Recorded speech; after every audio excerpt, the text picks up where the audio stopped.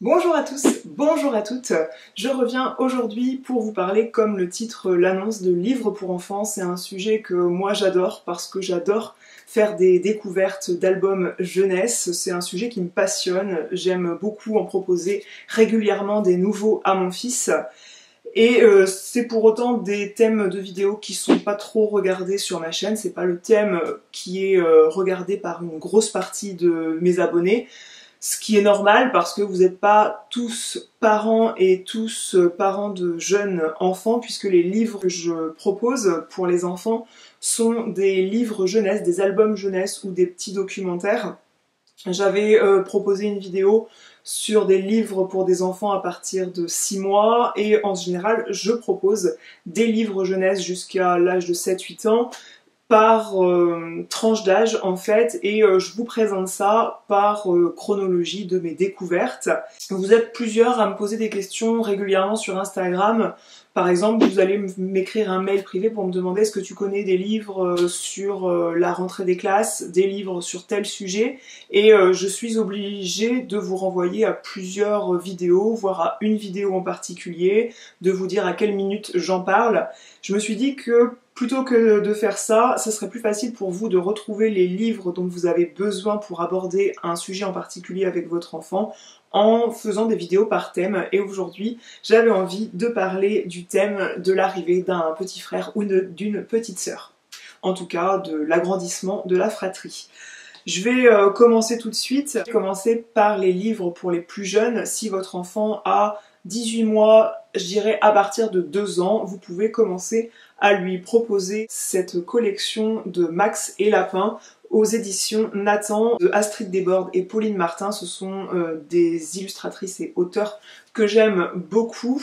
Il y a 2 livres dans la collection Max et Lapin qui sont tout à fait adaptés à l'arrivée de la petite sœur ou d'un petit frère. C'est le premier, Dans le ventre de maman. J'aime beaucoup celui-ci parce que il parle en partie de la grossesse et de l'attente de l'enfant pendant que maman est enceinte, et du fait qu'il sait pas trop à quoi s'attendre en fait, que la grossesse il trouve ça long à partir du moment où le papa et la maman décident de lui annoncer.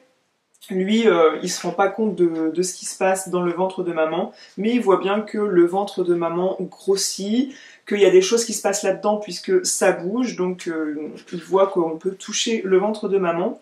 Il profite de sa maman pendant qu'il est encore l'unique enfant, et ensuite arrive la petite sœur qui commence à prendre de la place, mais on peut quand même faire un câlin tout seul à sa maman, puis après accueillir la petite sœur pour faire un câlin à 4 par exemple. En quoi ce livre est adapté aux plus jeunes enfants? C'est parce que déjà c'est un petit format pour des mini-mains, c'est aussi un format court, c'est-à-dire qu'en 3 minutes on a lu le bouquin facile le soir. Aussi, les choses sont très bien scindées à l'intérieur du livre. À chaque fois, sur chaque double page, vous avez une page où il y a le texte et une page où il y a l'image. Donc l'enfant repère vite en fonction de où se posent vos yeux sur le texte, il remarque vite où sont les écritures et lui où il peut regarder les images.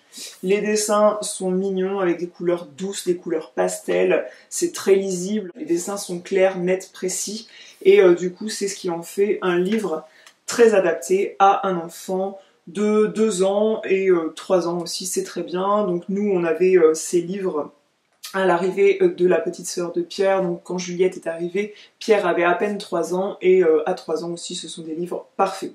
Pour que ce soit plus simple, je vais rester dans la même collection. Le second que je voulais vous présenter dans la collection Max et Lapin aux éditions Nathan, c'est Max a grandi. Là, la petite sœur de Max est arrivée, elle s'appelle Bulle. Allez savoir pourquoi ils ont choisi ce prénom. Ça parle du coup de la vie avec la petite sœur. Même critère de sélection pour que ce soit adapté au plus jeune âge. Le livre est présenté de la même façon, ce sont les mêmes personnages, les mêmes types de dessins. Et là, on parle davantage du fait de prêter ses jouets, du fait que Max, il a une petite sœur, il a le statut de grand frère. Il a une petite voiture qui est trop petite pour lui. Ses parents essayent d'ancrer en lui l'idée que maintenant c'est sa petite sœur qui peut l'apprendre. Ça finit par rentrer dans sa tête, donc c'est une bonne histoire à mon sens pour parler du fait de prêter les jouets, parler de la transmission du jouet ensemble, des liens fraternels qui peuvent se créer avec le bébé à venir. En l'occurrence, l'histoire raconte que après, il découvre un autre moyen de se servir de la voiture, de pousser sa petite sœur lorsqu'elle est dedans. J'aime beaucoup cette histoire pour introduire cette chose qui n'est pas simple à gérer au quotidien, le fait de prêter les jouets, le fait que l'enfant se rende compte que on va pas le déposséder, mais que lui, il passe à un autre niveau de jeu et que ensuite il peut montrer à son petit frère, à sa petite sœur, comment se servir des jouets qu'il a tant aimés avant. Je vais rester avec les mêmes auteurs et illustrateurs, donc autrice, illustratrice ou auteur avec un E, je ne sais jamais. Astrid Desbordes et Pauline Martin, elles sont également auteurs des histoires d'Archibald aux éditions Albin Michel Jeunesse cette fois-ci. Et aux éditions Albin Michel Jeunesse, ils ont sorti Un amour de petite sœur. J'avais adoré prendre ce livre à mon Pierre. Là, c'est un peu différent, l'histoire est plus longue à raconter et aussi, bien que les phrases soient très simples, c'est raconté comme toute cette collection de façon très poétique. Encore une fois, on parle de l'annonce de l'arrivée de la petite sœur, de l'annonce de la grossesse. Et j'aime beaucoup d'ailleurs comment ce livre commence, où Archibald raconte. J'aime bien la phrase « Je ne me souvenais pas de leur avoir demandé, mais j'étais content quand même ». Ça m'a fait sourire. Là aussi, on parle de l'évolution du ventre de la maman pour que voilà, l'enfant prenne le temps de concrétiser qu'il va se passer quelque chose. Après, ça ressemble à un gros ballon de foot. Sauf que les pieds sont à l'intérieur du ballon.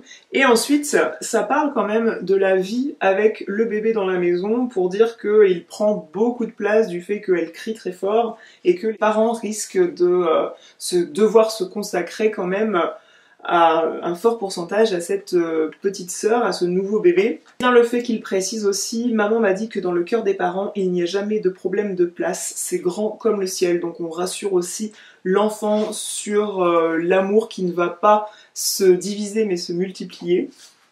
Et ensuite sur le rôle de grand frère qu'il peut jouer avec, que même s'ils se fâchent, eh bien ils reviennent toujours l'un vers l'autre. Et qu'ils peuvent créer des jeux de rôle à plusieurs personnages, donc c'est intéressant de parler de tout ça, et surtout dans cette collection, j'adore le fait que c'est présenté de façon très poétique, le texte est très agréable à lire et très agréable à écouter, et moi j'avais peur, en lisant ces livres en magasin, toute cette collection, que ça parle pas à Pierre du fait que c'était rédigé quand même de façon imagée, qu'il y a des détails en fait qui ne passent pas, qui n'ancrent pas dans sa tête, et finalement ça résonne beaucoup en lui à chaque fois, ces histoires. Pour rester dans la même collection, je pense que quand arrive un petit frère ou une petite sœur, c'est bien de rassurer sur l'amour inconditionnel de la maman, des parents. Et pour rassurer là-dessus, dans cette collection, il y a Mon amour, qui est un livre très connu dans cette collection. Il est très sale d'ailleurs, j'ai l'impression, je pense qu'il a dû mettre ses mains beaucoup plus d'une fois pour regarder ce livre. Ça rassure en fait sur le fait que la maman, elle l'aimera toujours. Je t'aime quand tu fais comme moi et quand tu fais comme toi. Donc par exemple, je t'aime quand tu m'imites en train de peindre, et je t'aime quand tu fais comme toi, c'est-à-dire quand tu commences à dessiner sur les murs, tu as beau faire des bêtises, je t'aime toujours. D'ailleurs, c'est ce livre que Pierre avait évoqué quand on lui a annoncé qu'il allait avoir une petite sœur, qui avait un bébé dans mon ventre. Il a parlé de cette image-là parce que ça l'avait marqué. Il y avait trois petits traits comme ça, il y a marqué Boeing, c'est le bébé qui tape à l'intérieur du ventre. Et pendant 6 mois à peu près, entre 2 ans et 2 ans et demi, quand il se mettait sur les genoux d'une femme qui avait de la poitrine, eh bien, il disait qu'elle avait un bébé, en fait, du fait qu'il savait pas trop si le Boeing était centré sur la poitrine ou sur le ventre. Donc on avait un peu recadré ça. Et du coup, je lui avais remontré, parce que je savais à quoi il faisait référence, je lui avais remontré ce livre et je lui avais dit « Non, tu vois, le bébé, il est dans le ventre de la maman, et ça c'est sa poitrine, ça sert à allaiter le bébé. J'avais précisé la chose d'ailleurs. Quand je lui ai annoncé que j'étais enceinte, il a dit ah oui, comme dans l'histoire d'Archibald, par rapport à cette image là, donc c'était intéressant de voir comment ça se passait dans sa tête. Je t'aime quand tu écoutes et quand c'est mon tour, je t'aime quand tu es comme il faut et que ça ne dure pas. Donc toujours le fait que l'enfant il peut un petit peu sortir des sentiers battus, mais que on l'aime d'un amour inconditionnel. Eh bien tu vois, c'est ça mon secret, je t'aime chaque jour et pour toujours, et je trouve que cette histoire est adorable pour rassurer l'enfant sur l'amour inconditionnel de ses parents. Toujours dans cet esprit-là, rassurer sur l'amour inconditionnel des parents, et Pierre l'a bien compris, je t'aimerai toujours quoi qu'il arrive. Et aujourd'hui, quand il fait une bêtise et qu'on lui explique qu'il a fait quelque chose d'inapproprié, eh bien il dit mais de toute façon vous m'aimez toujours comme maman renard avec son petit. Donc il a bien compris le sens de l'histoire en précisant que d'ailleurs les parents aiment toujours leurs enfants même s'ils font des bêtises. Et là c'est l'histoire d'un petit renard qui vit avec sa maman, en l'occurrence on ne voit pas les autres membres de la famille, et tout d'un coup il pique une grosse colère. Petit renard est de très très mauvaise humeur, il lance sa poule, bam, bing, renverse les meubles. Oh oui, c'est vlan. Le petit renard, au fil des pages, demande à sa maman « Si j'étais un ours, tu m'aimerais quand même ?» Au fil du livre, la maman répond toujours qu'elle aimera son petit renard quoi qu'il arrive, et il lui pose même la question si tu es loin de moi, en regardant les étoiles, eh bien, est-ce que tu m'aimeras toujours? Eh bien, proche ou loin, elle lui répond qu'elle l'aimera toujours. Donc je trouve que ça permet aussi un peu d'évoquer la mort d'une certaine façon. Pierre adore ce livre qui en plus peut être raconté par une personne si on appuie sur le truc là, ce qu'on n'a pas fait très souvent, mais il sait en tout cas qu'il peut l'allumer s'il veut qu'on lui raconte l'histoire. Un autre album aux éditions Les Belles Histoires, c'est Ma maman a besoin de moi de Mildred Pitts Walter, Claude et Denise Millet.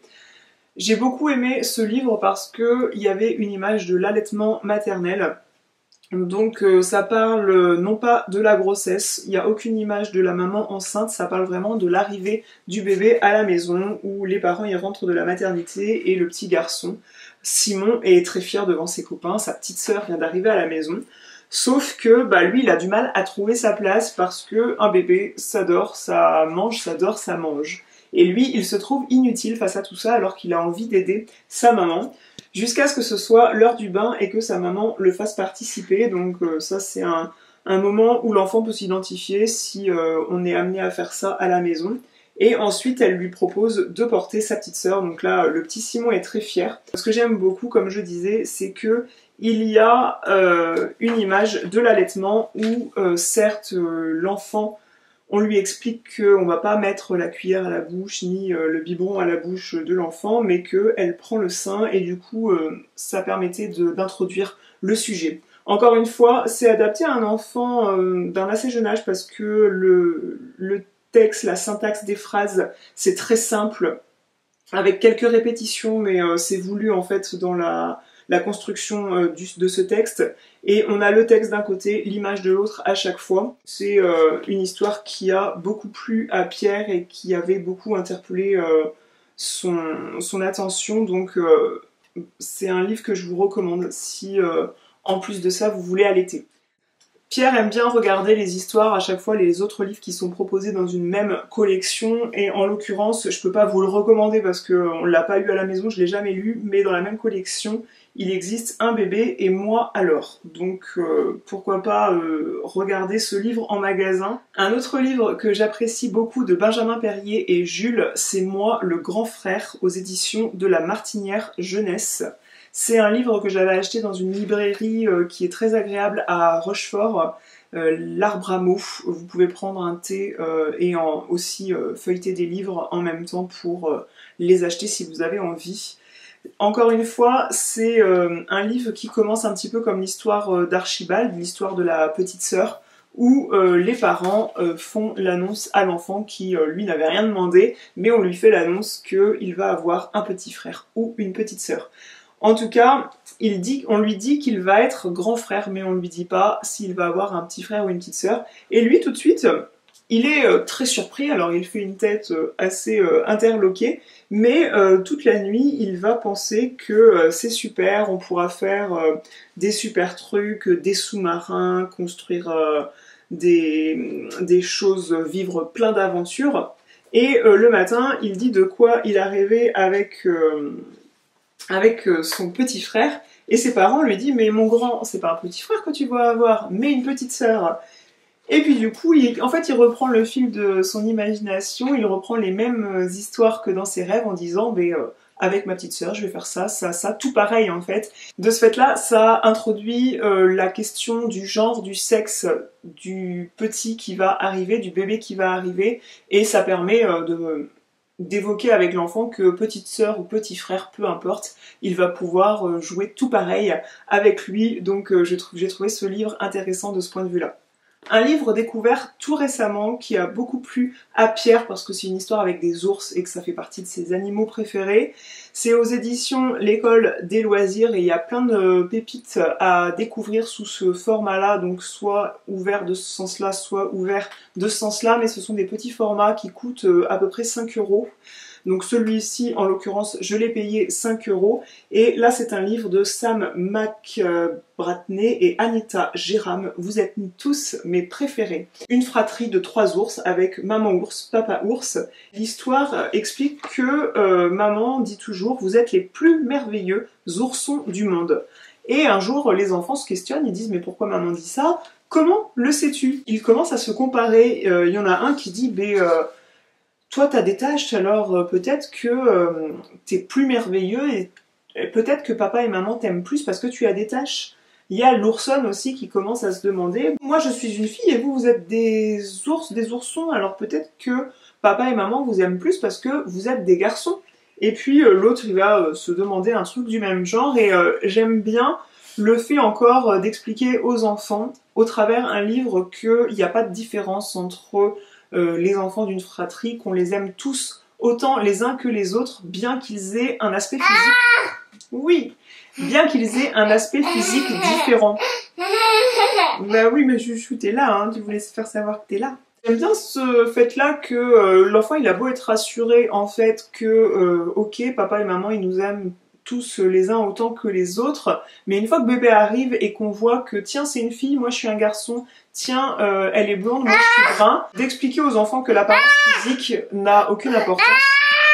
J'ai trouvé ça assez important et bien de le mentionner et l'histoire est vraiment adorable. Un livre auquel je pense que j'ai pu consulter en bibliothèque, on l'avait emprunté récemment, donc après la naissance de Juliette, c'est La guerre est déclarée et j'aime beaucoup ce livre parce que je le trouve très rigolo. C'est l'histoire d'une bataille en fait entre un frère et une sœur. Ils vont se disputer parce que l'un a laissé une culotte sale en fait sur le lit de l'autre. Ça part en vrille, ça va déclencher une grande colère, une grande bataille et finalement à la fin ils se réconcilient. Et j'avais trouvé le livre intéressant du fait que ça montre qu'il peut y avoir plein de discordes entre frères et sœurs pour des broutilles, mais qu'on finit par se réconcilier quand même. Et le livre était vraiment très rigolo à lire pour un enfant. Deux sélections qu'on a à la maison mais qui je trouve sont adaptées pour un enfant à partir de 6 ans. En tout cas, un enfant qui va avoir dépassé un certain stade de second degré, notamment pour celui-ci, Quand j'habitais chez ma mère, donc c'est aux éditions PKJ de Christian Jolibois et Hervé Le Goff. C'est un livre qui parle vraiment de la vie du fœtus à l'intérieur du ventre de la maman. On parle pas du tout de la naissance, de la vie avec un petit frère ou une petite sœur. Mais pour autant, il y a beaucoup de second degré, par exemple, c'est imagé parfois avec des humains, mais on parle à un moment de l'image avec des cochons, là c'est avec une chauve-souris, et à chaque fois on dit « Quand j'habitais chez ma mère, là par exemple, j'avais des super pouvoirs, j'y voyais la nuit et je pouvais rester pendu au plafond pendant des heures. » Moi j'aurais pas proposé ça à mon fils à 3 ans parce qu'il avait pas le second degré nécessaire pour apprécier ce livre, à mon sens. Ça permet d'expliquer différents concepts en fait. Mais je trouve que voilà, à 3 ans, 4 ans, ça lui perturberait un petit peu tout le concept dans sa tête parce que voilà, le second degré pour parler du liquide amniotique, pour parler que le bébé a la tête en bas, pour parler que la nourriture... Voilà, je prenais tous mes repas avec maman, comme dessert il y avait souvent des fraises et on voit la brique de lait, la bouteille, la carotte, voilà, tout qui passe dans le cordon ombilical. À 7-8 ans, ça peut être ok, mais avant, ouais, non, pas tellement. Le dernier livre que je trouve intéressant, qu'on a à la maison depuis longtemps, mais qui est plus adapté à un enfant à partir de 8 ans, je pense. En tout cas, si l'enfant est lecteur, je pense qu'il appréciera beaucoup plus cette histoire. C'est une bande dessinée de Brigitte Luciani et Ève Tarlet aux éditions Bergot Jeunesse. C'est la série Monsieur Blaireau et Madame Renard, la rencontre. Il y a plusieurs livres, hein, c'est une série d'épisodes de bande dessinée. Il faut d'abord que l'enfant soit lecteur et qu'il comprenne comment on lit une bande dessinée, donc de gauche à droite et de haut en bas, bien sûr, qui est le sens de la lecture en règle générale. En quoi ce livre est intéressant? S'il est prévu d'arriver un petit frère ou une petite sœur, d'une autre maman ou d'un autre papa, ça peut être intéressant de proposer ce livre qui parle d'une famille recomposée. En fait, là, on a la famille Renard et la famille Blaireau qui se rencontrent et ils décident tout d'un coup de vivre dans le même terrier et ça plaît pas forcément aux enfants Renard ou aux enfants Blaireau, mais il va bien falloir qu'ils s'accommodent. Et cette histoire, elle est intéressante de ce point de vue-là pour introduire ce sujet-là. Donc si vous cherchiez une histoire à ce sujet, celle-ci en tout cas, je la trouve très mignonne, très sensée, mais voilà, plus adaptée à un enfant lecteur à mon sens, parce que je sais pas si vous avez fait l'expérience de lire une bande dessinée à un enfant qui ne sait pas lire. C'est un peu compliqué qu'ils suivent le fil en fait. D'autres livres qu'on avait pris en bibliothèque mais que j'avais pas forcément envie de garder à la maison, ce sont des documentaires. Donc du type, je crois qu'on avait Le Bébé dans l'imagerie des tout-petits qui était pas mal et qui expliquait comment s'occuper d'un bébé. Il y avait un documentaire, je ne sais plus lequel, je vous mettrai le lien en barre d'infos, type Mes petits livres Le Bébé de Catherine Dolto, j'appréciais pas forcément. J'aime pas forcément les livres pour enfants de Catherine Dolto parce que parfois, sous certains formats, je les trouve un peu trop anxiogènes. Je les trouve un peu trop moralisateurs, donc je me suis pas tournée vers ceux-là, mais pourquoi pas, si vous trouvez que ça se prête bien à votre vie de famille. Voilà, c'était ma sélection, la sélection qui nous a bien servi à la maison quand on a eu envie d'annoncer l'arrivée de la puce, là, qu'on voit et qui maintenant a bien grandi. Merci. J'espère que cette vidéo vous aura plu, qu'elle vous aura aidé si vous cherchiez des livres sur le sujet. Je vous retrouve dans la zone de commentaires où je vous invite à glisser votre sélection à ce sujet. Ça me ferait très plaisir de vous lire. Je serai dans la zone de commentaires si vous avez des questions et en attendant, je vous dis à la prochaine. Salut!